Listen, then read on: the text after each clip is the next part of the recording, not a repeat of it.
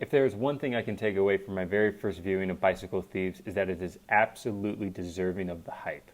Sometimes with these movies that are considered the greatest of all time and that have been hyped up for your entire life by friends, family, by the zeitgeist in general, by the media and the media references to it, at least for me, I can get kind of wary that the movie won't live up to the hype. But for me, Bicycle Thieves absolutely hit that mark and even surpassed it. Bicycle Thieves is everything it's cracked up to be and more, in my opinion.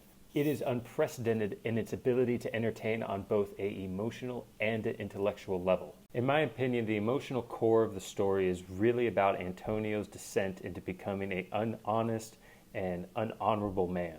Throughout most of the film, we are watching this desperate man and his son search in this huge city for one bicycle. And as much as we want to see Antonio succeed in finding his bike, deep down we know it's nearly impossible. The city is filled with just as many hundreds of thousands of bikes as there are hundreds of thousands of people. Antonio knows this as well as the audience, but it doesn't matter. He can't stop looking for the bike. If Antonio doesn't find the bike, he can't do his job. If he can't do his job, he can't get paid. If he can't get paid, his family will go hungry. But the bike also represents more than just Antonio's ability to feed his family. It also represents his manhood and his ability to be the breadwinner in the family, which is why there is an inherent tension and irony in the fact that his son, who is probably no older than 10, can hold down a job when he can't. But what makes this story so tragic is that as we're watching this honest man turn into a thief in front of our eyes, he's also doing it in front of his son's eyes. And one of the reasons why I think this movie works so well is because we are right there with the characters' emotions of anxiety and of dread of trying to find this bike, because the movie so well puts us in the shoes of Antonio. Another way that this film for me created this sense of dread and angst is that I remembered that the name of the film is Bicycle Thieves with an S, plural.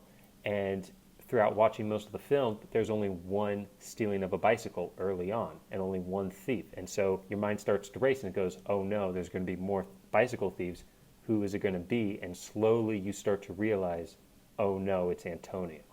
Now, at first, when Antonio did steal the bike, I was upset that the guy let him go. I was upset that he didn't go to prison. I felt that we had just watched this great arc of an honest man turn into a thief over the past hour and a half, and that now that he is a thief, he's going to get away with it, and that his actions aren't actually going to have any purpose because they don't have any consequence. That being said, while Antonio was riding away on the stolen bicycle, I did want to see him get away clean. But I think that's just because the movie so effectively put me in the perspective of Antonio, I was ready to sympathize with him no matter what he did. I just wanted to see him get a win for once.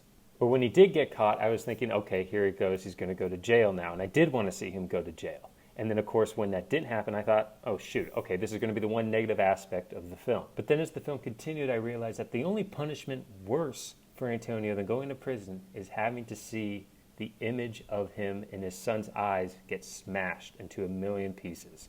By not going to prison and having to go home at the end of the day, he is forced to confront his shortcomings and not just run from them.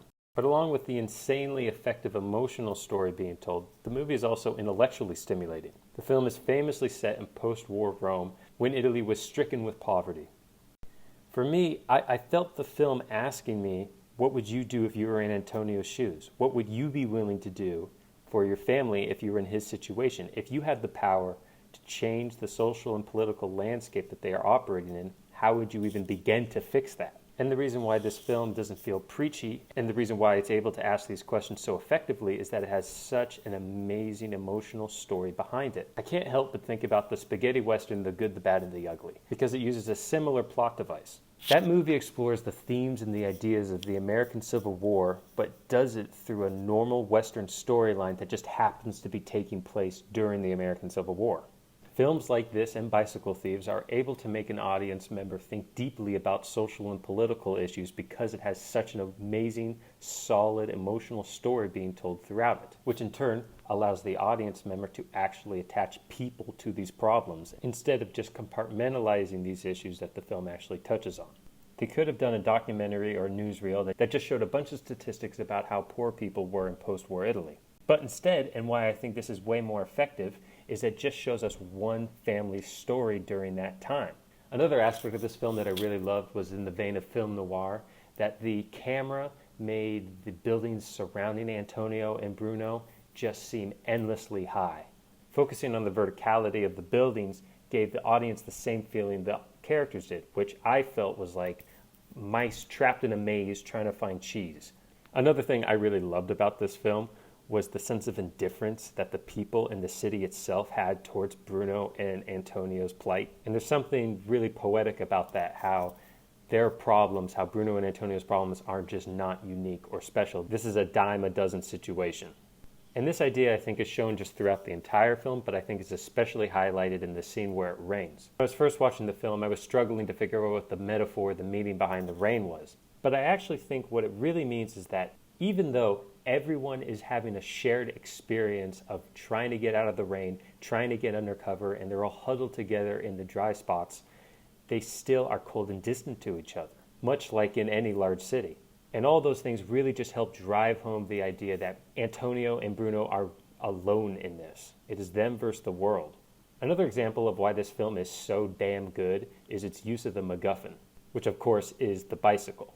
MacGuffin is a term coined by Alfred Hitchcock originally that basically means it is the object, the thing, the person that all the characters on the screen are trying to get or use. And oftentimes, if done incorrectly, the characters care way more about the MacGuffin than the audience does, which leaves you disconnected to what the characters want, which ultimately leaves you disconnected emotionally from the characters. Bicycle Thieves, of course, doesn't do that because in the beginning of the film, it takes its time in making sure that you understand the context of why the bicycle is so important on a general level, but also specifically to Antonio and the Ricci family.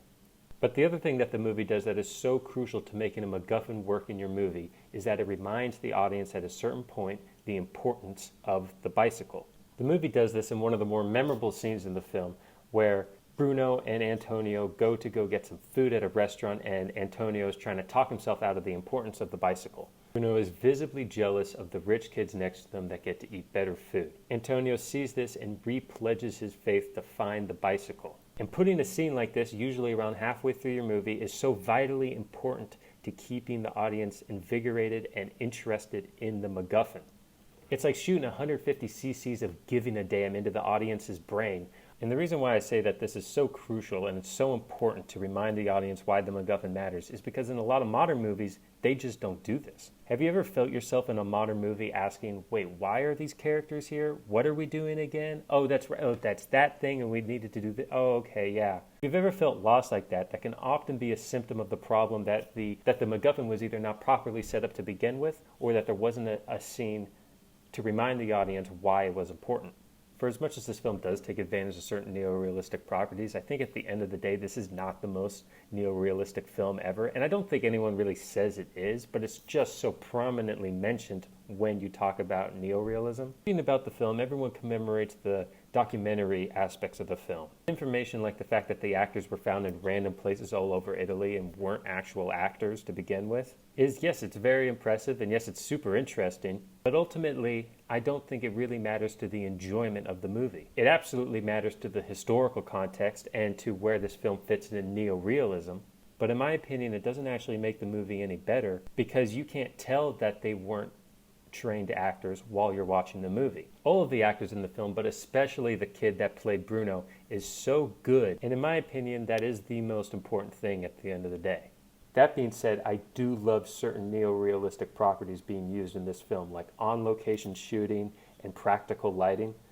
I think techniques like that really did add a certain level of authenticity to the film that if it were to be shot like normal classic Hollywood with three-point lighting, all on sound stages, three-wall sets, it just wouldn't have given the same level of authenticity. And those are neorealistic aspects that I think really did enhance the film and make it something special. But again, that being said, I think ultimately I do categorize this movie as being inherently more cinematic than documentary in style, at least. For example, at the end of the film, when Ricci is thinking about stealing the bike, he is almost taunted by the rows and rows of empty bikes in front of him at the stadium.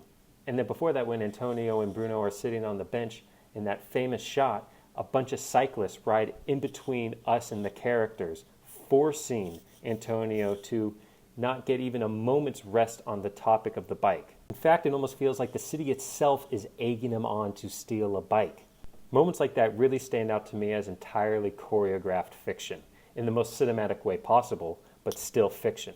Yes, all that stuff could happen, but I still feel that the way that the camera is in relation to the characters and the bikes was just inherently cinematic and not documentary style.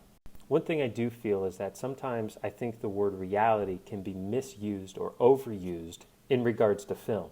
To quote Martin Scorsese, the moment you put a camera in a room, it is no longer reality, and personally, I really do agree with that. Sometimes I feel like maybe there's this strange obsession with trying to say a film is just like reality, but I don't think we even want reality when we go to the movies. I think we want a cinematic representation of reality. The word I would use to describe the brilliance of Bicycle Thieves is authenticity. There is no romanticizing of poverty. There is no overly written witty dialogue. There's no fairy tale ending. But what it does do is show this unfiltered, unapologetic reflection of life and says sometimes shit just ends tragically. And that is why I think that this film resonates with people so much, even today.